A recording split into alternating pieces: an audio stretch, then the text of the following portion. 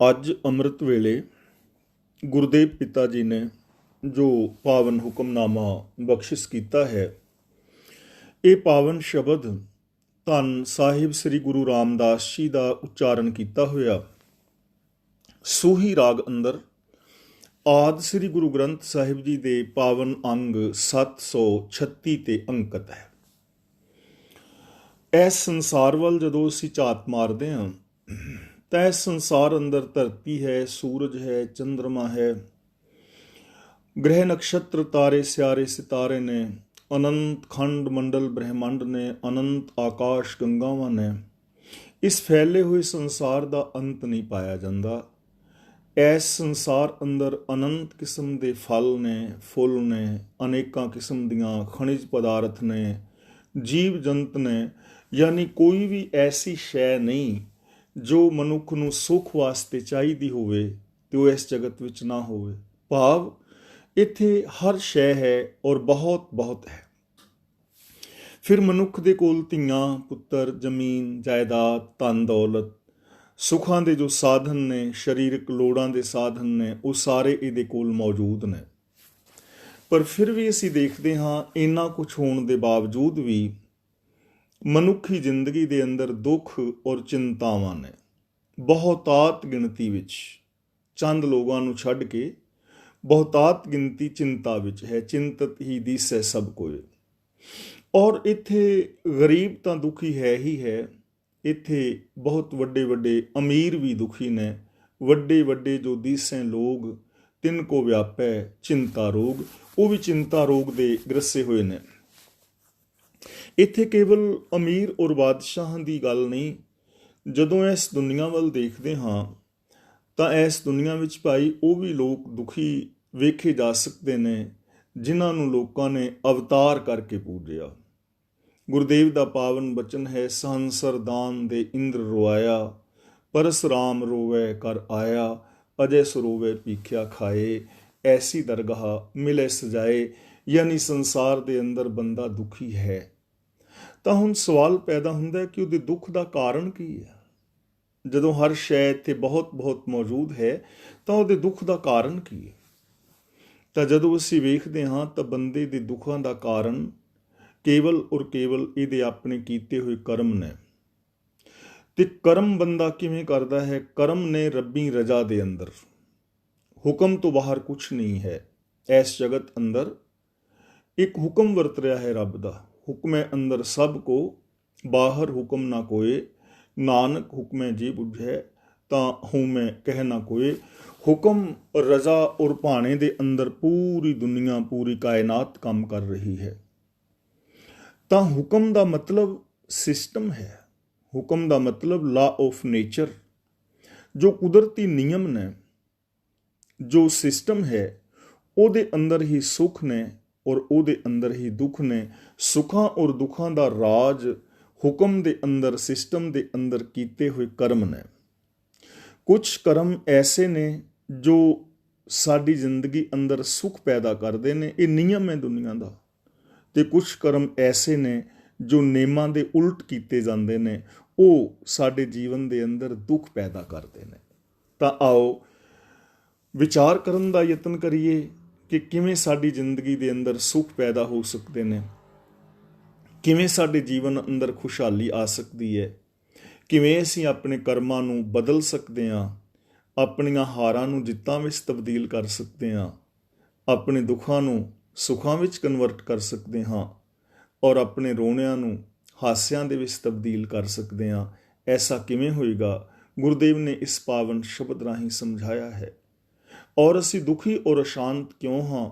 ਗੁਰਦੇਵ ਨੇ ਇਹ ਵੀ ਇਸ ਪਾਵਨ ਸ਼ਬਦ ਰਾਹੀਂ ਸਾਨੂੰ ਸਮਝਾਇਆ ਹੈ। ਆਓ ਬੜੇ ਪਿਆਰ ਨਾਲ ਵਿਚਾਰ ਕਰਨ ਦਾ ਯਤਨ ਕਰੀਏ। ਕੀਤਾ ਕਰਨਾ ਸਰਬ ਰਜ਼ਾਈ, ਕਿਛ ਕੀਚੈ ਜੇ ਕਰ ਸਕੀਏ। ਰਜ਼ਾਈ ਦਾ ਮਤਲਬ ਰਜ਼ਾ ਦਾ ਮਾਲਕ। ਕੀਤਾ ਦਾ ਮਤਲਬ ਜੋ ਕੁਛ ਪਿੱਛੇ ਕੀਤਾ ਗਿਆ ਹੈ, ਜੋ ਇਸ ਸੰਸਾਰ ਪੈਦਾ ਹੋਇਆ ਹੈ। ਕਰਨਾ ਦਾ ਮਤਲਬ ਜੋ ਅੱਗੇ ਪੈਦਾ ਹੋਵੇਗਾ। ਰਜ਼ਾਈ ਦਾ ਮਤਲਬ ਰਜ਼ਾ, ਹੁਕਮ। ਜੋ ਕੁਛ ਵੀ ਜਗਤ ਵਿੱਚ ਹੁਣ ਤੱਕ ਬਣਿਆ ਹੈ ਔਰ ਜੋ ਕੁਛ ਜਗਤ ਵਿੱਚ ਅੱਗੇ ਬਣੇਗਾ, ਇਹ ਸਭ ਰੱਬੀ ਰਜ਼ਾ ਦੇ ਅੰਦਰ ਹੈ, ਹੁਕਮ ਵਿੱਚ ਹੈ। ਸਿਸਟਮ ਦੇ ਅੰਦਰ ਹੈ, ਲਾ ਆਫ ਨੇਚਰ ਦੇ ਅੰਦਰ ਹੈ। ਲਾ ਆਫ ਨੇਚਰ ਤੋਂ ਬਾਹਰ ਕੁਝ ਵੀ ਨਹੀਂ, ਸਿਸਟਮ ਤੋਂ ਬਾਹਰ ਨਾ ਕੁਝ ਬਣਿਆ ਹੈ, ਨਾ ਹੀ ਅੱਗੇ ਬਣੇਗਾ। ਗੁਰਦੇਵ ਨੇ ਪਾਵਨ ਬਾਣੀ ਵਿੱਚ ਬਚਨ ਕੀਤਾ ਹੈ, ਹੁਕਮੀ ਹੋਵਨ ਆਕਾਰ, ਹੁਕਮ ਨਾ ਕਹਿਆ ਜਾਈ। ਦਿਸਤਾ ਜਗਤ ਜੋ ਵੀ ਆਕਾਰ ਹੈ ਉਹ ਹੁਕਮ ਦੇ ਅੰਦਰ ਹੈ, ਚਾਹੇ ਉਹ ਧਰਤੀ ਹੈ, ਸੂਰਜ ਹੈ, ਚੰਦਰਮਾ ਹੈ, ਮਨੁੱਖ ਮਾਤਰ ਨੇ, ਪਸ਼ੂ ਪੰਛੀ ਨੇ, ਵਨਸਪਤੀ ਹੈ, ਜੋ ਕੁਝ ਵੀ ਹੈ ਇਹ ਸਭ ਕਿਸੇ ਸਿਸਟਮ ਦੇ ਅੰਦਰ, ਕਾਨੂੰਨ ਦੇ ਅੰਦਰ, ਕੁਦਰਤੀ ਨਿਯਮਾਂ ਦੇ ਅੰਦਰ, ਲਾ ਆਫ ਨੇਚਰ ਦੇ ਅੰਦਰ ਹੈ। ਜੋ ਅੱਗੇ ਬਣੇਗਾ ਉਹ ਵੀ ਲਾ ਆਫ ਨੇਚਰ ਦੇ ਅੰਦਰ ਹੀ ਬਣੇਗਾ। ਗੁਰਦੇਵ ਅਗਲਾ ਬਚਨ ਕਰਦੇ ਨੇ, ਕਿਛ ਕੀਚੈ ਜੇ ਕਰ ਸਕੀਏ। ਹੁਣ ਅਸੀਂ ਜੀਵ ਇਸ ਕੁਦਰਤ ਦੇ ਨਿਯਮਾਂ ਤੋਂ ਬਾਹਰ, ਰੱਬੀ ਰਜਾ ਤੋਂ ਬਾਹਰ ਕੁਛ ਕਰ ਸਕਦੇ ਹਾਂ? ਗੁਰੂ ਜੀ ਕਹਿੰਦੇ ਨੇ, ਭਾਈ ਕੋਈ ਕਰਕੇ ਦੇਖ ਲਓ। ਹੁਕਮ ਔਰ ਰਜਾ ਤੋਂ ਬਾਹਰ ਤੇ ਕੁਛ ਵੀ ਨਹੀਂ ਹੋਣਾ। ਜੋ ਲਾ ਆਫ ਨੇਚਰ ਹੈ ਇਹਦੇ ਤੋਂ ਬਾਹਰ ਤੇ ਕੁਛ ਵੀ ਨਹੀਂ ਹੋ ਸਕਦਾ। ਜੋ ਕੁਛ ਹੋਇਆ ਹੈ ਉਹ ਨੇਮ ਦੇ ਅੰਦਰ ਹੋਇਆ ਹੈ। ਅਸੀਂ ਦੇਖਦੇ ਹਾਂ ਜੇ ਫਸਲ ਪੈਦਾ ਹੋ ਰਹੀ ਹੈ ਤਾਂ ਫਸਲ ਪੈਦਾ ਹੋਣ ਦੀ ਕੁਛ ਨਿਯਮਾਵਲੀ ਹੈ, ਕੁਛ ਨਿਯਮ ਨੇ। ਕਿਸ ਮੌਸਮ ਦੇ ਅੰਦਰ ਕਿਹੜੀ ਫਸਲ ਪੈਦਾ ਹੋਏਗੀ, ਉਹਦੇ ਵਾਸਤੇ ਕਿੰਨਾ ਵੱਤਰ ਚਾਹੀਦਾ ਹੈ, ਕਿੰਨੇ ਦਿਨ ਪੱਕਣ ਵਾਸਤੇ ਚਾਹੀਦੇ ਨੇ, ਇਹ ਸਾਰਾ ਕੁਛ ਇੱਕ ਨੇਮ ਔਰ ਨਿਯਮਾਵਲੀ ਦੇ ਅੰਦਰ ਹੋ ਰਿਹਾ ਹੈ। ਮਨੁੱਖ ਨੇ, ਬੱਚੇ ਨੇ ਜਨਮ ਲੈਣਾ ਹੈ ਤਾਂ ਇੱਕ ਨਿਯਮ ਹੈ, ਨਿਯਮਾਵਲੀ ਹੈ, ਰਜਾ ਹੈ, ਸਿਸਟਮ ਹੈ, ਕੁਦਰਤੀ ਕਾਨੂੰਨ ਨੇ। ਉਹਦੇ ਵਿੱਚ ਬੱਚਾ ਜਨਮ ਲੈ ਰਿਹਾ ਹੈ, ਵੱਧ ਰਿਹਾ ਹੈ, ਜਵਾਨ ਹੋ ਰਿਹਾ ਹੈ, ਬੁੱਢਾ ਹੋ ਰਿਹਾ ਹੈ ਔਰ ਇਸ ਸੰਸਾਰ ਨੂੰ ਅਲਵਿਦਾ ਕਹਿ ਕੇ ਜਾ ਰਿਹਾ ਹੈ। ਇਹ ਸਾਰਾ ਕੁਝ ਹੁਕਮ ਦੇ ਅੰਦਰ ਹੈ, ਸਿਸਟਮ ਵਿੱਚ ਹੈ। ਹੁਣ ਇਸ ਸਿਸਟਮ ਤੋਂ ਬਾਹਰ ਕੋਈ ਕੁਝ ਕਰ ਸਕਦਾ ਹੈ? ਬਿਲਕੁਲ ਵੀ ਨਹੀਂ। ਜਿੰਨੀਆਂ ਵੀ ਸਾਇੰਸ ਨੇ ਖੋਜਾਂ ਕੀਤੀਆਂ ਨੇ ਉਹ ਕੁਦਰਤੀ ਨਿਯਮਾਂ ਨੂੰ ਸਮਝ ਕੇ ਕੀਤੀਆਂ ਨੇ। ਉਹ ਸਭ ਕੁਝ ਕੁਦਰਤੀ ਨਿਯਮਾਂ ਦੇ ਅੰਦਰ ਬਣਿਆ ਹੈ। ਤਾਂ ਗੁਰੂ ਜੀ ਕਹਿੰਦੇ ਨੇ, ਭਾਈ ਕੁਦਰਤ ਦੇ ਨਿਯਮਾਂ ਤੋਂ ਬਾਹਰ ਕੁਝ ਕਰ ਸਕਦਾ ਹੈ? ਨਹੀਂ ਕਰ ਸਕਦਾ। ਕਿਛ ਕੀਚੈ ਜੇ ਕਰ ਸਕੀਏ। ਅਸੀਂ ਨਿਯਮਾਂ ਤੋਂ ਬਾਹਰ ਤੇ ਤਾਂ ਕੁਛ ਕਰੀਏ ਜੇ ਕਰ ਸਕਦੇ ਹੋਈਏ, ਕੁਛ ਕਰ ਹੀ ਨਹੀਂ ਸਕਦੇ। ਯਾਨੀ ਇਸ ਸੰਸਾਰ ਦੇ ਅੰਦਰ ਹਰ ਚੀਜ਼ ਕਿਸੇ ਸਿਸਟਮ, ਕਿਸੇ ਨਿਯਮਾਵਲੀ ਦੇ ਅੰਦਰ ਚੱਲ ਰਹੀ ਹੈ। ਅਗਲਾ ਬਚਨ ਕਰਦੇ ਨੇ, ਆਪਣਾ ਕੀਤਾ ਕਿਛੂ ਨਾ ਹੋਵੇ, ਜਿਉ ਹਰ ਭਾਵੈ ਤਿਉ ਰੱਖੀਏ। ਸਾਡੇ ਜੀਵਾਂ ਦਾ ਆਪਣਾ ਕੀਤਾ ਕੁਛ ਨਹੀਂ ਹੋ ਸਕਦਾ। ਯਾਨੀ ਜੋ ਕੁਦਰਤ ਦੇ ਨਿਯਮ ਨੇ ਉਹਨਾਂ ਤੋਂ ਬਾਹਰ ਸਾਡਾ ਕੀਤਾ ਹੋਇਆ ਕੁਛ ਨਹੀਂ ਹੋ ਸਕਦਾ। ਹੁਣ ਜੇ ਕੋਈ ਚਾਹੇ ਕਿ ਰੇਤ ਦੇ ਅੰਦਰ ਕਣਕ ਬੀਜ ਦੇਵੇ, ਪੱਥਰਾਂ ਦੇ ਉੱਤੇ ਕਣਕ ਬੀਜ ਦੇਵੇ ਤਾਂ ਨਹੀਂ ਹੋਏਗੀ ਨਾ। ਮਿੱਟੀ ਚਾਹੀਦੀ ਹੈ, ਪਾਣੀ ਚਾਹੀਦਾ ਹੈ, ਖਾਦ ਚਾਹੀਦਾ ਹੈ, ਰਾਖੀ ਕਰਨੀ ਹੈ। ਇੱਕ ਨਿਯਮ ਹੈ ਜਿਹਦੇ ਅੰਦਰ ਉਹ ਫਸਲ ਪੈਦਾ ਹੋਏਗੀ। ਤੇ ਜੇ ਮੌਸਮ ਨਹੀਂ ਜਾਂ ਜ਼ਮੀਨ ਕਲਰਾਠੀ ਹੈ, ਬੀਜ ਗਲਤ ਹੈ ਤਾਂ ਫਿਰ ਉਹ ਕੁਛ ਵੀ ਨਹੀਂ ਹੋਏਗਾ। ਸਾਰਾ ਕੁਛ ਜੋ ਕੁਛ ਹੋ ਰਿਹਾ ਹੈ ਉਹ ਹੁਕਮ ਦੇ ਅੰਦਰ ਹੋ ਰਿਹਾ ਹੈ, ਨਿਯਮ ਦੇ ਅੰਦਰ ਹੈ। ਸਾਡਾ ਆਪਣਾ ਕੀਤਾ ਨਿਯਮ ਤੋਂ ਬਾਹਰ ਕੁਛ ਨਹੀਂ ਹੋ ਸਕਦਾ। ਹਾਂ, ਜੋ ਲਾ ਆਫ ਨੇਚਰ ਹੈ, ਰੱਬੀ ਰਜਾ ਹੈ, ਕੁਦਰਤ ਦੇ ਨਿਯਮ ਨੇ, ਉਹਨਾਂ ਦੇ ਅੰਦਰ ਅਸੀਂ ਬਹੁਤ ਕੁਛ ਕਰ ਸਕਦੇ ਹਾਂ। ਬੜੀਆਂ ਵੱਡੀਆਂ ਮੱਲਾਂ ਮਾਰ ਸਕਦੇ ਹਾਂ, ਬੜੀ ਵੱਡੀ ਤਰੱਕੀ ਕਰ ਸਕਦੇ ਹਾਂ, ਅਨੇਕਾਂ ਸੁੱਖਾਂ ਦੇ ਸਾਧਨ ਪੈਦਾ ਕਰ ਸਕਦੇ ਹਾਂ। ਲੇਕਿਨ ਸਿਸਟਮ ਦੇ ਅੰਦਰ, ਹੁਕਮ ਦੇ ਅੰਦਰ ਔਰ ਉਸ ਲਾ ਆਫ ਨੇਚਰ ਨੂੰ ਸਮਝ ਕੇ ਬੰਦੇ ਨੇ ਬਹੁਤ ਕੁਛ ਬਣਾਇਆ ਹੈ। ਇਹ ਅੱਗ ਦੀ ਖੋਜ ਤੋਂ ਔਰ ਪਹੀਏ ਦੀ ਖੋਜ ਤੋਂ ਚੱਲਦਾ ਚੱਲਦਾ ਇਸ ਨੇ ਪਿੰਡ ਵਸਾਏ, ਸ਼ਹਿਰ ਵਸਾਏ, ਮਹਾਨਗਰ ਵਸਾਏ ਔਰ ਅੱਜ ਇਹ ਇਲੈਕਟ੍ਰੋਨਿਕ ਦੁਨੀਆ ਦੇ ਅੰਦਰ ਵਿਚਰ ਰਿਹਾ ਹੈ। ਇਹ ਸਭ ਕੁਛ ਰੱਬੀ ਰਜਾ ਦੇ ਅੰਦਰ ਹੋਇਆ ਹੈ। ਜਿਉਂ ਹਰ ਭਾਵੈ ਤਿਉਂ ਰੱਖੀਐ। ਜਿਵੇਂ ਪ੍ਰਭੂ ਨੂੰ ਭਾਉਂਦਾ ਹੈ ਤਿਵੇਂ ਹੀ ਉਹ ਜੀਵਾਂ ਨੂੰ ਰੱਖਦਾ ਹੈ ਔਰ ਤਿਵੇਂ ਹੀ ਸਾਨੂੰ ਰਹਿਣਾ ਬਣਦਾ ਹੈ ਜਿਵੇਂ ਪ੍ਰਭੂ ਨੂੰ ਭਾਉਂਦਾ ਹੈ। ਜਿਵੇਂ ਪ੍ਰਭੂ ਦਾ ਭਾਣਾ, ਉਸ ਭਾਣੇ ਵਿੱਚ ਰਹਿਣਾ ਪਵੇਗਾ, ਭਾਣੇ ਤੋਂ ਬਾਹਰ ਨਹੀਂ। ਇੱਥੇ ਭਾਣੇ ਦਾ ਮਤਲਬ ਹੈ ਰਜਾ, ਭਾਣੇ ਦਾ ਮਤਲਬ ਹੁਕਮ, ਭਾਣੇ ਦਾ ਮਤਲਬ ਸਿਸਟਮ, ਲਾ ਆਫ ਨੇਚਰ। ਜੋ ਕੁਦਰਤੀ ਨਿਯਮ ਨੇ ਉਹਨਾਂ ਦੇ ਵਿੱਚ ਹੀ ਰੱਬ ਰੱਖਦਾ ਹੈ। ਉਹਨਾਂ ਨਿਯਮਾਂ ਅਨੁਸਾਰ ਹੀ ਸਾਡਾ ਜੀਵਨ ਚੱਲਦਾ ਹੈ। ਨੇਮ ਦੇ ਅੰਦਰ ਜਨਮ ਹੈ, ਨੇਮ ਵਿੱਚ ਜੀਵਨ ਹੈ ਔਰ ਹੁਕਮ ਰਜ਼ਾ ਦੇ ਅੰਦਰ ਹੀ ਮੌਤ ਹੈ, ਨਿਯਮ ਦੇ ਅੰਦਰ ਹੀ ਮੌਤ ਹੈ। ਜਨਮ ਤੋਂ ਲੈ ਕੇ ਮਰਨ ਤੱਕ ਨਿਯਮਾਵਲੀ ਦੇ ਅੰਦਰ ਹੀ ਰਹਿਣਾ ਪੈਂਦਾ ਹੈ, ਉਸ ਤੋਂ ਬਾਹਰ ਨਹੀਂ। ਜਦੋਂ ਮਨੁੱਖ ਕਿਸੇ ਨੇਮ ਨੂੰ ਤੋੜਦਾ ਹੈ ਉਦੋਂ ਇਹਦੀ ਜ਼ਿੰਦਗੀ ਦੇ ਅੰਦਰ ਦੁੱਖ ਵਾਪਰਦੇ ਨੇ। ਅਗਲਾ ਬਚਨ ਗੁਰਦੇਵ ਕਰਦੇ ਨੇ, ਮੇਰੇ ਹਰ ਜੀਓ ਸਭ ਕੋ ਤੇਰੇ ਬਸ। ਹੇ ਮੇਰੇ ਪ੍ਰਭੂ, सब जीव जंत तेरे वस विच ने, सब तेरे इख्तियार विच है, तेरे हुक्म विच है।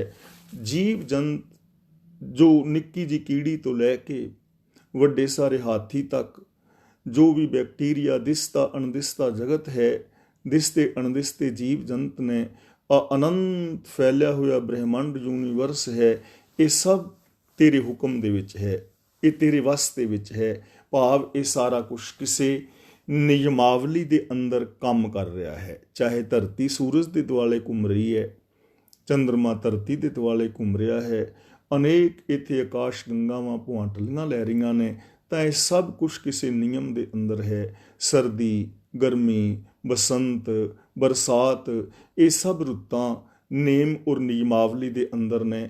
ਸਭ ਕੁਛ ਵੀ ਐਸਾ ਨਹੀਂ ਜੋ ਹੁਕਮ ਤੋਂ ਬਾਹਰ ਹੋਵੇ। ਅਸਾਂ ਜੋਰ ਨਾਹੀਂ ਜੇ ਕਿਛ ਕਰ ਹਮ ਸਾਕਹਿ, ਜਿਉ ਭਾਵੈ ਤਿਵੇਂ ਬਖਸ਼। ਕਿ ਹੇ ਪ੍ਰਭੂ, ਸਾਡੇ ਜੀਵਾਂ ਦੇ ਅੰਦਰ ਕੋਈ ਤਾਕਤ ਨਹੀਂ ਜੋ ਤੇਰੇ ਹੁਕਮ ਤੋਂ ਬਾਹਰ ਕੁਛ ਕਰ ਸਕੀਏ, ਕੁਦਰਤ ਦੇ ਨਿਯਮਾਂ ਤੋਂ ਬਾਹਰ ਕੁਛ ਕਰ ਸਕੀਏ। ਐਸਾ ਜੀਵਾਂ ਦੇ ਵੱਸ ਦੇ ਵਿੱਚ ਨਹੀਂ ਹੈ। ਅਸੀਂ ਨਿਯਮ ਤੋਂ ਬਾਹਰ ਕੀ ਕਰ ਸਕਦੇ ਹਾਂ? ਕੁਛ ਵੀ ਨਹੀਂ। ਜੇ ਸਾਡੇ ਪਾਣੀ ਦੇ ਜਹਾਜ਼ ਪਾਣੀ ਦੇ ਉੱਤੇ ਤੈਰ ਰਹੇ ਨੇ ਤਾਂ ਉਹ ਕਿਸੇ ਨਿਯਮ ਦੇ ਅੰਦਰ ਨੇ, ਨਿਯਮ ਤੋਂ ਬਾਹਰ ਨਹੀਂ। ਨਿਯਮ ਦੇ ਅੰਦਰ ਪਾਣੀ ਦੇ ਜਹਾਜ਼ ਤੈਰ ਰਹੇ ਨੇ, ਇੱਕ ਜਗ੍ਹਾ ਤੋਂ ਦੂਜੀ ਜਗ੍ਹਾ ਹਜ਼ਾਰਾਂ ਮੁਸਾਫਰਾਂ ਨੂੰ ਲੈ ਕੇ ਜਾ ਰਹੇ ਨੇ, ਹਜ਼ਾਰਾਂ ਮਣ ਵਜ਼ਨ ਲੱਦ ਕੇ ਜਾ ਰਹੇ ਨੇ, ਲੇਕਿਨ ਉਹ ਕਿਸੇ ਨਿਯਮ ਦੇ ਅੰਦਰ ਹੈ। ਵਿਗਿਆਨਕਾਂ ਨੇ ਉਸ ਨਿਯਮ ਨੂੰ ਸਮਝਿਆ ਹੈ, ਉਸ ਨਿਯਮ ਦਾ ਲਾਭ ਉਠਾਇਆ ਹੈ। ਹਵਾਈ ਜਹਾਜ਼ ਜੇ ਹਵਾ ਦੇ ਅੰਦਰ ਉੱਡ ਰਹੇ ਨੇ ਤਾਂ ਉਹ ਕਿਸੇ ਨਿਯਮ ਦੇ ਅੰਦਰ ਨੇ, ਉਸ ਨਿਯਮ ਨੂੰ ਸਮਝਿਆ ਗਿਆ ਹੈ ਔਰ ਵਿਗਿਆਨਿਕ ਲੋਕਾਂ ਨੇ ਉਸ ਨਿਯਮ ਨੂੰ ਸਮਝ ਕੇ ਉਸ ਨਿਯਮ ਨੂੰ ਫੋਲੋ ਕੀਤਾ ਹੈ, ਕੁਝ ਸਾਧਨ ਪੈਦਾ ਕੀਤੇ ਨੇ ਔਰ ਹਵਾਈ ਜਹਾਜ਼ ਆਕਾਸ਼ ਵਿੱਚ ਉੱਡ ਰਹੇ ਨੇ। ਅਸੀਂ ਬੋਲ ਰਹੇ ਹਾਂ ਤਾਂ ਇਹ ਕਿਸੇ ਨਿਯਮ ਦੇ ਅੰਦਰ ਹੈ। ਜਿੱਥੇ ਕੋਈ ਨਿਯਮ ਭੰਗ ਹੁੰਦਾ ਹੈ ਉੱਥੇ ਕਈ ਵਾਰ ਬੰਦੇ ਗੂੰਗੇ ਵੀ ਹੁੰਦੇ ਨੇ, ਬੋਲੇ ਵੀ ਹੁੰਦੇ ਨੇ, ਕਿਉਂਕਿ ਉੱਥੇ ਕੋਈ ਨੇਮ ਟੁੱਟਾ ਹੈ, ਕਿਤੇ ਸਿਸਟਮ ਦੇ ਅੰਦਰ ਗੜਬੜ ਹੋਇਆ ਹੈ। ਤਾਂ ਗੁਰੂ ਪਾਤਸ਼ਾਹ ਜੀ ਕਹਿੰਦੇ ਨੇ ਸਾਡੇ ਕੋਲ ਕੋਈ ਜ਼ੋਰ ਨਹੀਂ, ਕੋਈ ਤਾਕਤ ਨਹੀਂ ਕਿ ਇਸ ਨਿਯਮ ਤੋਂ ਬਾਹਰ, ਨਿਯਮਾਵਲੀ ਤੋਂ ਬਾਹਰ, ਤੇਰੀ ਰਜ਼ਾ ਔਰ ਭਾਣੇ ਤੋਂ ਬਾਹਰ, ਲਾ ਆਫ ਨੇਚਰ ਤੋਂ ਬਾਹਰ ਅਸੀਂ ਕੁਛ ਕਰ ਸਕੀਏ। ਇਸ ਲਈ ਗੁਰੂ ਜੀ ਕਹਿੰਦੇ ਨੇ ਜਿਉਂ ਭਾਵੈ ਤਿਵੇਂ ਬਖਸ਼। ਹੇ ਮਾਲਕ, ਜਿਵੇਂ ਵੀ ਤੈਨੂੰ ਭਾਉਂਦਾ ਹੈ ਸਾਡੇ ਤੇ ਰਹਿਮਤ ਕਰ, ਸਾਡੇ ਤੇ ਬਖਸ਼ਿਸ਼ ਕਰ, ਸਾਨੂੰ ਆਪਣੀ ਰਜ਼ਾ ਔਰ ਭਾਣੇ ਦੀ ਸੂਝ ਬਖਸ਼। ਸਾਡੀ ਜ਼ਿੰਦਗੀ ਅੰਦਰ ਇਹ ਗਿਆਨ ਪੈਦਾ ਹੋਵੇ, ਸਾਡੇ ਜੀਵਨ ਦੇ ਅੰਦਰ ਇਹ ਸੂਝ ਪੈਦਾ ਹੋਵੇ, ਅਸੀਂ ਤੇਰੀ ਰਜ਼ਾ, ਤੇਰੇ ਭਾਣੇ ਨੂੰ, ਤੇਰੇ ਕੁਦਰਤ ਦੇ ਨਿਯਮਾਂ ਨੂੰ ਸਮਝ ਸਕੀਏ ਔਰ ਉਹਨਾਂ ਨਿਯਮਾਂ ਨੂੰ ਸਮਝ ਕੇ ਅਸੀਂ ਆਪਣੇ ਜੀਵਨ ਨੂੰ, ਆਪਣੇ ਸਮਾਜ ਨੂੰ ਔਰ ਇਸ ਸੰਸਾਰ ਨੂੰ ਸੋਹਣਾ ਬਣਾ ਸਕੀਏ। ਸਾਨੂੰ ਇਹ ਸੂਝ ਬਖਸ਼। ਤੇ ਬੇਨਤੀ ਕਰਾਂ ਗੁਰੂ ਦੇ ਪਾਵਨ ਚਰਨਾਂ ਦੇ ਅੰਦਰ ਆਣ ਕੇ ਅਸਾਂ ਵਿਵੇਕ ਬੁੱਧ ਮੰਗਣੀ ਹੈ। ਗੁਰਦੇਵ ਦਾ ਪਾਵਨ ਬਚਨ ਹੈ, ਹਾਰ ਪਰਿਓ ਸੁਆਮੀ ਕੇ ਦੁਆਰੇ, ਦੀਜੈ ਬੁੱਧ ਵਿਵੇਕਾ। ਹੇ ਮਾਲਕ, ਮੈਂ ਥੱਕ ਹਾਰ ਕੇ ਤੇਰੇ ਚਰਨਾਂ ਦੀ ਸ਼ਰਨ ਵਿੱਚ ਆਇਆ ਹਾਂ, ਮੇਰੇ ਤੇ ਰਹਿਮਤ ਕਰ, ਮੈਨੂੰ ਵਿਵੇਕ ਬੁੱਧ ਬਖਸ਼, ਮੈਨੂੰ ਚੰਗੇ ਮਾੜੇ ਦੀ ਸੂਝ ਬਖਸ਼, ਮੈਂ ਚੰਗੇ ਮਾੜੇ ਦਾ ਫੈਸਲਾ ਕਰ ਸਕਾਂ, ਮੈਂ ਰੱਬ ਦੀ ਰਜ਼ਾ ਭਾਣੇ ਨੂੰ ਪਛਾਣ ਸਕਾਂ, ਉਹਦੇ ਮੁਤਾਬਕ ਜ਼ਿੰਦਗੀ ਜੀ ਸਕਾਂ। ਦੇਖੋ, ਰੱਬੀ ਰਜ਼ਾ ਤੋਂ, ਕੁਦਰਤੀ ਨਿਯਮਾਂ ਤੋਂ ਉਲਟ ਜਾ ਕੇ ਕਈ ਲੋਕਾਂ ਨੇ ਕੀਤਾ ਨਾ ਸੁਖ ਸ਼ਾਂਤੀ ਪਾਉਣ ਦਾ ਸਾਧਨ। ਪਾਠ ਪੜ੍ਹਿਓ ਅਰ ਵੇਦ ਵਿਚਾਰਿਓ, ਨਿਵਲ ਭੋਂਗਮ ਸਾਧੇ, ਪੰਚ ਜਨਾ ਸੋ ਸੰਗ ਨਾ ਛੁਟਕਿਓ, ਅਧਿਕ ਅਹੰਗ ਬੁੱਧ ਬਾਂਧੇ, ਪਿਆਰੇ ਇਨ ਬਿਦ ਮਿਲਨ ਨਾ ਜਾਈ, ਮੈਂ ਕੀਏ ਕਰਮ ਅਨੇਕਾਂ। ਗੈਰ ਕੁਦਰਤੀ ਕਰਮ ਕਰਨ ਦੇ ਨਾਲ ਸ਼ਾਂਤੀ ਨਹੀਂ ਮਿਲਦੀ, ਗੈਰ ਕੁਦਰਤੀ ਕਰਮ ਕਰਨ ਦੇ ਨਾਲ ਕਦੇ ਸੁੱਖ ਨਹੀਂ ਮਿਲਦਾ, ਗੈਰ ਕੁਦਰਤੀ ਕਰਮ ਕਰਨ ਦੇ ਨਾਲ ਕਦੇ ਜੀਵਨ ਦੇ ਅੰਦਰ ਵਿਕਾਸ ਨਹੀਂ ਹੁੰਦਾ।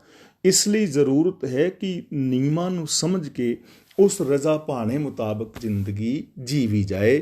ਤਾਂ ਹੇ ਮਾਲਕ, ਸਾਡੇ ਤੇ ਰਹਿਮਤ ਕਰ, ਸਾਨੂੰ ਸੂਝ ਬਖਸ਼ ਕਿ ਅਸੀਂ ਤੇਰੀ ਰਜ਼ਾ ਭਾਣੇ ਦੇ ਅੰਦਰ ਚੱਲ ਸਕੀਏ। ਅਗਲਾ ਬਚਨ ਕਰਦੇ ਨੇ, ਸਭ ਜੀਓ ਪਿੰਡ ਦੀਆ ਤੁਧ ਆਪੇ ਕਾਰੇ ਲਾਇਆ। ਹੇ ਮਾਲਕ, ਆਪਣੀ ਰਜ਼ਾ ਦੇ ਅੰਦਰ ਤੂੰ ਮਨੁੱਖਾਂ ਨੂੰ, ਜੀਵਾਂ ਨੂੰ ਸਰੀਰ ਦਿੱਤਾ ਹੈ, ਜਿੰਦ ਦਿੱਤੀ ਹੈ ਔਰ ਤੂੰ ਆਪਣੀ ਰਜ਼ਾ ਦੇ ਅੰਦਰ ਹੀ ਇਹਨਾਂ ਜੀਵਾਂ ਨੂੰ ਕਾਰੇ ਲਾਇਆ ਹੋਇਆ ਹੈ, ਯਾਨੀ ਸਾਰੇ ਜੀਵ ਤੇਰੀ ਰਜ਼ਾ ਤੇਰੇ ਭਾਣੇ ਦੇ ਅੰਦਰ ਕਾਰ ਕਰ ਰਹੇ ਨੇ।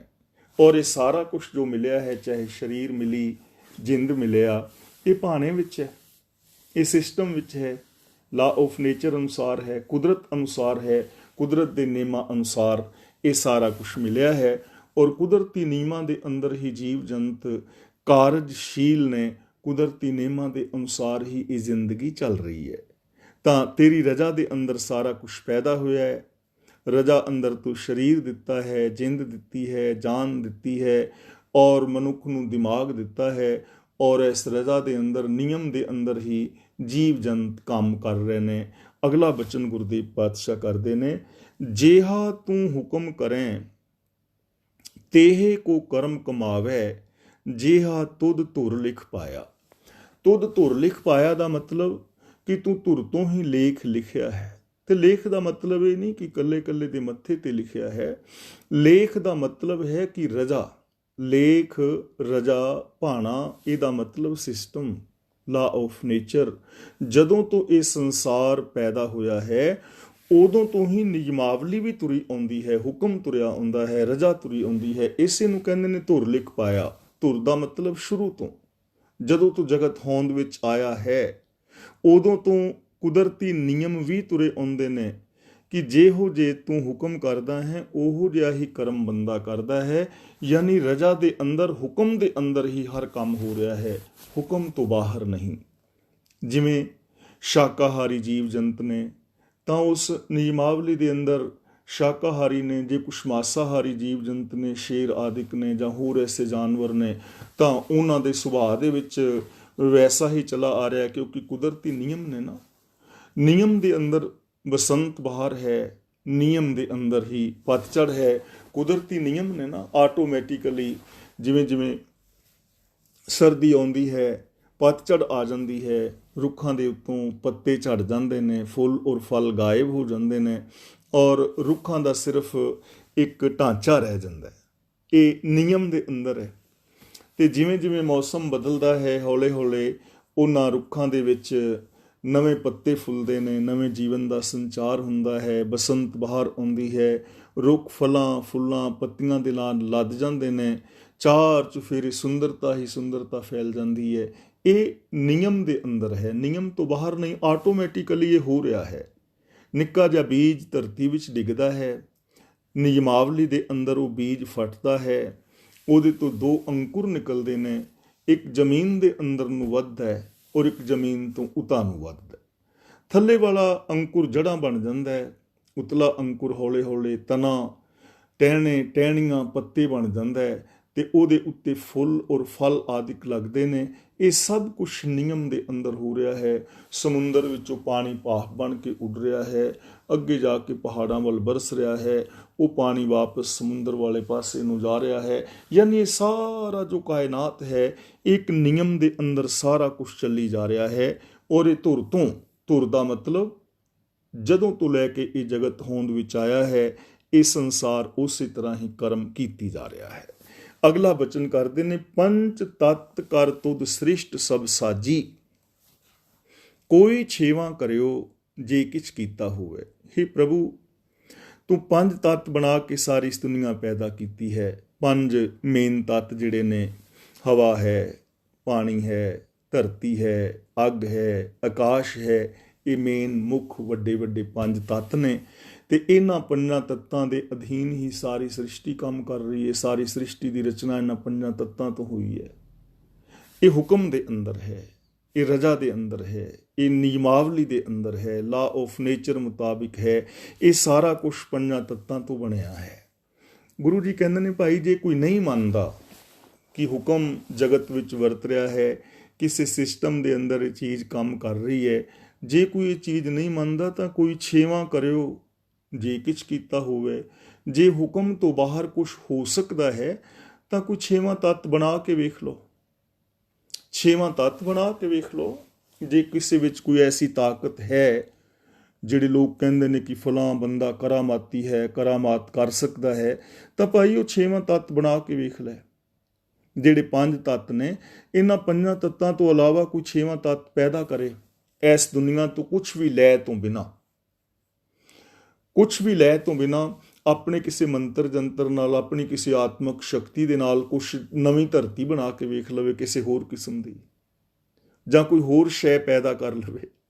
ਐਸਾ ਹੋ ਨਹੀਂ ਨਾ ਸਕਦਾ। ਕੁਦਰਤ ਦੇ ਨਿਯਮਾਂ ਦੇ ਅੰਦਰ ਹੀ ਸਾਰਾ ਕੁਛ ਹੋ ਰਿਹਾ ਹੈ, ਨਿਯਮਾਂ ਤੋਂ ਬਾਹਰ ਕੁਛ ਨਹੀਂ ਹੁੰਦਾ। ਗੁਰੂ ਜੀ ਕਹਿੰਦੇ ਨੇ ਜੇ ਕੋਈ ਨਹੀਂ ਮੰਨਦਾ ਤੇ ਭਾਈ ਉਹ ਬਣਾ ਕੇ ਵੇਖ ਲੈ, 6ਵਾਂ ਤੱਤ ਪੈਦਾ ਕਰਕੇ ਵੇਖ ਲੈ, ਕਰ ਸਕਦਾ ਹੈ? ਨਹੀਂ। ਪਰ ਇਹ ਸੂਝ ਕਿਹਨਾਂ ਨੂੰ ਮਿਲਦੀ ਹੈ? ਸਾਰੇ ਹੁਕਮ ਨੂੰ ਸਮਝਣ ਵਾਲੇ ਨਹੀਂ ਹੁੰਦੇ। ਕੁਛ ਲੋਕ ਹੁਕਮ ਦੇ ਅੰਦਰ ਚੱਲਦੇ ਨੇ ਔਰ ਕੁਛ ਲੋਕ ਇਹਨਾਂ ਨਿਯਮਾਂ ਨੂੰ ਤੋੜਦੇ ਨੇ, ਨਿਯਮਾਂ ਤੋਂ ਉਲਟ ਚੱਲਦੇ ਨੇ। ਗੁਰਦੇਵ ਪਾਤਸ਼ਾਹ ਕਹਿੰਦੇ ਨੇ, ਇੱਕ ਨਾ ਸਤਿਗੁਰ ਮੇਲ ਤੂੰ ਬੁਝਾਵੇਂ। ਹੇ ਪ੍ਰਭੂ, ਤੇਰੀ ਇਸ ਕਾਇਨਾਤ ਵਿੱਚ ਕੁਛ ਐਸੇ ਲੋਕ ਨੇ ਜਿਨ੍ਹਾਂ ਨੂੰ ਤੂੰ ਗੁਰੂ ਦਾ ਮਿਲਾਪ ਕਰਾ ਦਿੰਦਾ, ਯਾਨੀ ਤੇਰੀ ਰਜ਼ਾ ਦੇ ਵਿੱਚ ਹੀ ਕੋਈ ਗੁਰੂ ਨੂੰ ਮਿਲ ਪੈਂਦੇ ਨੇ, ਗਿਆਨ ਗੁਰੂ ਦੀ ਅਗਵਾਈ ਵਿੱਚ ਚੱਲਦੇ ਨੇ, ਗਿਆਨ ਦੀ ਸਹੀ ਵਰਤੋਂ ਕਰਦੇ ਨੇ। ਉਹਨਾਂ ਨੂੰ ਇਸ ਗੱਲ ਦੀ ਸੂਝ ਆ ਜਾਂਦੀ ਹੈ, ਉਹਨਾਂ ਨੂੰ ਇਸ ਗੱਲ ਦੀ ਸਮਝ ਆ ਜਾਂਦੀ ਹੈ ਕਿ ਸੰਸਾਰ ਦੇ ਅੰਦਰ ਕੁਛ ਨਿਯਮ ਕੰਮ ਕਰ ਰਹੇ ਨੇ, ਇਹ ਸੰਸਾਰ ਉਸ ਨਿਯਮਾਵਲੀ ਅਧੀਨ ਕੰਮ ਕਰ ਰਿਹਾ। ਉਹਨਾਂ ਨੂੰ ਇਸ ਚੀਜ਼ ਦੀ ਸਮਝ ਪੈਂਦੀ ਹੈ, ਫਿਰ ਉਸ ਨਿਯਮਾਵਲੀ ਦੇ ਅਨੁਸਾਰ ਜ਼ਿੰਦਗੀ ਜੀਂਦੇ ਨੇ। ਉਹਨਾਂ ਦੇ ਜੀਵਨ ਵਿੱਚ ਫਿਰ ਖੁਸ਼ੀਆਂ ਪੈਦਾ ਹੁੰਦੀਆਂ ਨੇ। ਪਰ ਇੱਕ ਮਨਮੁਖ ਕਰੇ ਸੇ ਰੋਵੇ, ਇੱਕ ਉਹ ਨੇ ਜੋ ਆਪ ਹੁਦਰੇ ਨੇ, ਜੋ ਗਿਆਨ ਗੁਰੂ ਦੀ ਅਗਵਾਈ ਵਿੱਚ ਨਹੀਂ, ਜੋ ਰੱਬੀ ਰਜ਼ਾ ਭਾਣੇ ਨੂੰ ਨਹੀਂ ਸਮਝਦੇ ਔਰ ਉਹਨਾਂ ਨਿਯਮਾਂ ਦੇ ਉਲਟ ਕੁਛ ਕਰਨਾ ਚਾਹੁੰਦੇ ਨੇ। ਗੁਰੂ ਜੀ ਕਹਿੰਦੇ ਨੇ ਸੇ ਰੋਵੇ, ਉਹ ਬੰਦੇ ਦੁਖੀ ਹੁੰਦੇ ਨੇ, ਉਹ ਜੀਵਨ ਦੇ ਅੰਦਰ ਦੁੱਖ ਪੈਦਾ ਕਰ ਲੈਂਦੇ ਨੇ। ਜਿਹੜੇ ਨਿਯਮਾਂ ਨੂੰ ਸਮਝ ਰਹੇ ਨੇ ਉਹ ਨਿਯਮਾਂ ਅਨੁਸਾਰ ਚੱਲ ਕੇ ਜ਼ਿੰਦਗੀ ਵਿੱਚ ਸੁਖੀ ਔਰ ਸ਼ਾਂਤ ਨੇ, ਲੇਕਿਨ ਜਿਹੜੇ ਇਸ ਨਿਯਮਾਵਲੀ ਨੂੰ ਨਹੀਂ ਮੰਨਦੇ, ਆਪ ਹੁਦਰੇ ਨੇ, ਨਿਯਮਾਵਲੀ ਨੂੰ ਤੋੜ ਕੇ ਕੁਛ ਪਾਣਾ ਚਾਹੁੰਦੇ ਨੇ, ਤਾਂ ਗੁਰੂ ਜੀ ਕਹਿੰਦੇ ਨੇ ਉਹਨਾਂ ਨੂੰ ਆਖਿਰ ਰੋਣਾ ਪੈਂਦਾ ਹੈ, ਉਹ ਵਿਲਕਦੇ ਨੇ, ਉਹ ਦੁਖੀ ਹੁੰਦੇ ਨੇ। ਦੇਖੋ, ਜੇ ਅਸੀਂ ਆਪਣੇ ਪਰਿਵਾਰਾਂ ਵੱਲ ਦੇਖੀਏ ਨਾ, ਤਾਂ ਪਰਿਵਾਰਾਂ ਅੰਦਰ ਸੁੱਖ ਸ਼ਾਂਤੀ ਤੇ ਕੁਛ ਨੇਮ ਨੇ ਨਾ, ਕਿ ਵੱਡਿਆਂ ਦਾ ਸਤਿਕਾਰ ਕੀਤਾ ਜਾਏ, ਹਮ ਉਮਰ ਨਾਲ ਪਿਆਰ ਕੀਤਾ ਜਾਏ, ਆਪਣੇ ਤੋਂ ਛੋਟੀ ਉਮਰ ਦੇ ਬੱਚਿਆਂ ਦੇ ਨਾਲ ਸਨੇਹ ਕੀਤਾ ਜਾਏ। ਇਹ ਨਿਯਮ ਹੈ ਨਾ। ਇਸ ਨਿਯਮ ਮੁਤਾਬਕ ਚੱਲੋਗੇ, ਪਰਿਵਾਰ ਵਿੱਚ ਸੁੱਖ ਰਹੇਗਾ। ਤੇ ਜੇ ਕੋਈ ਹਮ ਉਮਰ ਦੇ ਨਾਲ ਈਰਖਾ ਕਰੇ, ਵੱਡਿਆਂ ਦੀ ਨਿਰਾਦਰੀ ਕਰੇ, ਛੋਟਿਆਂ ਦੀ ਮਾਰ ਕਟਾਈ ਕਰੇ, ਤਾਂ ਉਸ ਘਰ ਦੇ ਵਿੱਚ ਸੁੱਖ ਸ਼ਾਂਤੀ ਨਹੀਂ ਨਾ ਹੋਣੀ, ਕਿਉਂਕਿ ਨਿਯਮ ਨੂੰ ਤੋੜਿਆ ਜਾ ਰਿਹਾ ਹੈ। ਇਸ ਲਈ ਜੋ ਰਜ਼ਾ ਔਰ ਭਾਣੇ ਨਿਯਮ ਦੇ ਅੰਦਰ ਤੁਰਦਾ ਹੈ, ਉਹਦੀ ਜ਼ਿੰਦਗੀ ਵਿੱਚ ਸੁੱਖ ਹੈ, ਤੇ ਨਿਯਮਾਵਲੀ ਅਨੁਸਾਰ ਉਹ ਤੁਰ ਰਿਹਾ ਹੈ ਜੋ ਗੁਰੂ ਦੇ ਚਰਨਾਂ ਦੀ ਸ਼ਰਨ ਲੈਂਦਾ ਹੈ, ਜੋ ਗਿਆਨ ਗੁਰੂ ਦੀ ਅਗਵਾਈ ਲੈਂਦਾ ਹੈ, ਜੋ ਸ੍ਰੀ ਗੁਰੂ ਗ੍ਰੰਥ ਸਾਹਿਬ ਜੀ ਦੇ ਦਿੱਤੇ ਵੇ ਆਫ ਲਾਈਫ ਨੂੰ ਅਪਣਾ ਲੈਂਦਾ ਹੈ। ਪਰ ਜਿਹੜੇ ਆਪ ਹੁਦਰੇ ਲੋਕ ਨੇ, ਉਹ ਇਸ ਸੰਸਾਰ ਦੇ ਅੰਦਰ ਰੋਂਦੇ ਨੇ, ਦੁਖੀ ਹੁੰਦੇ ਨੇ। ਹਰ ਕੀ ਵਡਿਆਈ ਹੋ ਆਖ ਨਾ ਸਾਕਾਂ, ਹੋ ਮੂਰਖ ਮੁਗਧ ਨੀਚਾਨ। ਧੰਨ ਗੁਰੂ ਰਾਮਦਾਸ ਜੀ ਮਹਾਰਾਜ ਬਚਨ ਕਰਦੇ ਨੇ ਕਿ ਹੇ ਭਾਈ, ਮੈਂ ਹਰੀ ਦੀ ਵਡਿਆਈ ਆਖ ਨਹੀਂ ਸਕਦਾ। ਭਾਵ ਕਿ ਮੈਂ ਹਰੀ ਦੀ ਵਡਿਆਈ ਦਾ ਅੰਤ ਨਹੀਂ ਪਾ ਸਕਦਾ। ਰੱਬ ਦੇ ਇਸ ਸੰਸਾਰ ਦਾ, ਰੱਬੀ ਗੁਣਾਂ ਦਾ, ਸੰਸਾਰ ਦੇ ਸਿਸਟਮ ਦਾ, ਇੱਥੋਂ ਦੇ ਨਿਯਮਾਂ ਦਾ ਮੈਂ ਅੰਤ ਨਹੀਂ ਪਾ ਸਕਦਾ। ਯਾਨੀ ਇਹਦਾ ਜਿਹੜਾ ਅੰਤ ਹੈ ਉਹ ਜਾਣਿਆ ਨਹੀਂ ਜਾ ਸਕਦਾ। ਰੱਬ ਦਾ ਸੰਸਾਰ ਅਨੰਤ, ਉਹਦੇ ਗੁਣ ਅਨੰਤ, ਉਹਦੀ ਰਜ਼ਾ ਭਾਣਾ ਅਨੰਤ। ਮੈਂ ਉਹਦੀ ਵਡਿਆਈ ਨੂੰ, ਉਹਦੇ ਗੁਣਾਂ ਨੂੰ ਸਮਗਰ ਤੌਰ 'ਤੇ ਬਿਆਨ ਕਰਨ ਤੋਂ ਅਸਮਰਥ ਹਾਂ, ਕਿਉਂਕਿ ਉਹ ਮੂਰਖ ਮੁਗਧ ਨੀਚਾਨ, ਮੈਂ ਨੀਵੀਂ ਸੋਚ ਵਾਲਾ, ਮੈਂ ਮੂਰਖ ਹਾਂ, ਮੁਗਧ ਹਾਂ, ਘੱਟ ਅਕਲ ਵਾਲਾ ਹਾਂ। ਮੇਰੀ ਅਕਲ ਸੀਮਤ ਹੈ, ਮੇਰਾ ਗਿਆਨ ਸੀਮਤ ਹੈ, ਤੇ ਰੱਬ ਦਾ ਇਹ ਸੰਸਾਰ ਅਸੀਮ ਹੈ। ਅਸੀਮ ਨੂੰ ਸੀਮਤ ਬੰਦਾ ਨਹੀਂ ਨਾ ਜਾਣ ਸਕੇਗਾ। ਇਸ ਲਈ ਮੈਂ ਉਹਦੀ ਵਡਿਆਈ ਨੂੰ, ਗੁਣਾਂ ਨੂੰ, ਦਾਤਾਂ ਨੂੰ ਮੁਕੰਮਲ ਤੌਰ 'ਤੇ ਵਿਚਾਰ ਨਹੀਂ ਸਕਦਾ, ਅੰਤ ਨਹੀਂ ਪਾ ਸਕਦਾ। ਜਨ ਨਾਨਕ ਕੋ ਹਰ ਬਖਸ਼ ਲੈ ਮੇਰੇ ਸੁਆਮੀ, ਸਰਨਾਗਤ ਪਿਆ ਅਜਾਨ। ਗੁਰੂ ਸਾਹਿਬ ਕਹਿੰਦੇ ਨੇ, ਹੇ ਹਰੀ, ਦਾਸ ਨਾਨਕ ਤੇ ਮਿਹਰ ਕਰ। ਮੈਂ ਅਣਜਾਣ, ਮੈਂ ਬੇਸਮਝ ਦਾਸ, ਤੇਰੇ ਚਰਨਾਂ ਦੀ ਸ਼ਰਨ ਲਈ ਹੈ। ਮੈਨੂੰ ਤੇਰੀ ਬਖਸ਼ਿਸ਼ ਦੀ ਲੋੜ ਹੈ, ਮੈਨੂੰ ਤੇਰੀ ਰਹਿਮਤ ਦੀ ਲੋੜ ਹੈ। ਮੈਂ ਤੇਰੇ ਚਰਨਾਂ ਦੀ ਸ਼ਰਨ ਵਿੱਚ ਹਾਂ, ਭਾਵ ਕਿ ਮੈਂ ਤੇਰੇ ਅੱਗੇ ਸਰੈਂਡਰ ਹਾਂ। ਮੈਂ ਤੇਰੇ ਹੁਕਮ ਔਰ ਰਜ਼ਾ ਦੇ ਅੰਦਰ ਤੁਰਨਾ ਲੋਚਦਾ ਹਾਂ। ਇਸੇ ਨੂੰ ਕਹਿੰਦੇ ਨੇ ਸ਼ਰਨ ਦੇ ਅੰਦਰ ਆਉਣਾ। ਤਾਂ ਜੋ ਰੱਬੀ ਰਜ਼ਾ ਦੇ ਅੰਦਰ ਤੁਰੇਗਾ, ਜੋ ਕੁਦਰਤ ਦੇ ਨਿਯਮਾਂ ਨੂੰ ਸਮਝ ਕੇ ਜ਼ਿੰਦਗੀ ਬਿਤਾਏਗਾ ਉਹਦੇ ਤੇ ਬਖਸ਼ਿਸ਼ ਹੋ ਜਾਏਗੀ, ਉਹ ਬਖਸ਼ਿਸ਼ ਦਾ ਪਾਤਰ ਬਣੇਗਾ। ਉਹਦੀ ਜ਼ਿੰਦਗੀ ਅੰਦਰ ਖੁਸ਼ੀਆਂ, ਖੇੜੇ, ਆਨੰਦ ਔਰ ਪ੍ਰਸੰਨਤਾ ਆ ਜਾਣਗੀਆਂ। ਲੇਕਿਨ ਜੋ ਰੱਬੀ ਰਜ਼ਾ ਤੋਂ ਉਲਟ ਤੁਰਨ ਦਾ ਯਤਨ ਕਰੇਗਾ, ਨਿਯਮਾਵਲੀ ਦੇ ਵਿਰੋਧ ਵਿੱਚ ਜਾਏਗਾ, ਉਸ ਬੰਦੇ ਦੀ ਜ਼ਿੰਦਗੀ ਵਿੱਚ ਕਠਿਨਾਈਆਂ ਨੇ, ਉਸ ਬੰਦੇ ਦੀ ਜ਼ਿੰਦਗੀ ਵਿੱਚ ਦੁੱਖ ਹੈ, ਉਸ ਮਨੁੱਖ ਦੇ ਜੀਵਨ ਦੇ ਅੰਦਰ ਅਸ਼ਾਂਤੀ ਪੈਦਾ ਹੋਏਗੀ।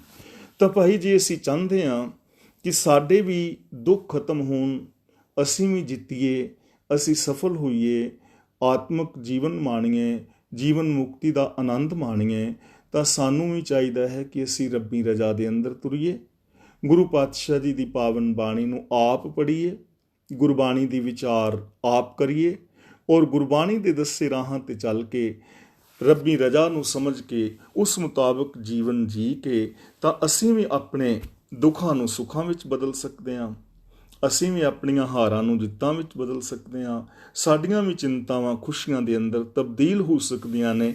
ਇਹ ਪੋਸੀਬਿਲਿਟੀ ਹਰ ਇਨਸਾਨ ਦੇ ਅੰਦਰ ਹੈ। ਜੋ ਵੀ ਐਸਾ ਚਾਹੁੰਦਾ ਹੈ ਉਹ ਗੁਰੂ ਦੇ ਦੱਸੇ ਰਾਹਾਂ 'ਤੇ ਚੱਲ ਕੇ ਜੀਵਨ ਵਿੱਚ ਸਫਲਤਾ ਹਾਸਲ ਕਰ ਸਕਦਾ ਹੈ। ਹੋਈਆਂ ਭੁੱਲਾਂ ਦੀ ਖਿਮਾ, ਗੱਜ ਕੇ ਬੁਲਾਓ ਜੀ। ਵਾਹਿਗੁਰੂ ਜੀ ਕਾ ਖਾਲਸਾ, ਵਾਹਿਗੁਰੂ ਜੀ ਕੀ ਫਤਿਹ।